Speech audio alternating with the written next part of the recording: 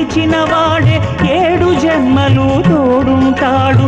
భర్తగా నిన్ను భరించువాడే బ్రతుకు దీపం వెలిగిస్తాడు. అతని హృదయం నాటి చెరామి అగ్నిహోత్రమే అందుకు హామీ. అతని హృదయం నాటి చెరామి అగ్నిహోత్రమే అందుకు హామీ. తెంచుకుంటే తెగిపోతుందా దేవుడు వేసిన బంధం? తెలుసుకో నీ జీవిత గమ్యం, పెంచుకోమానుబంధం.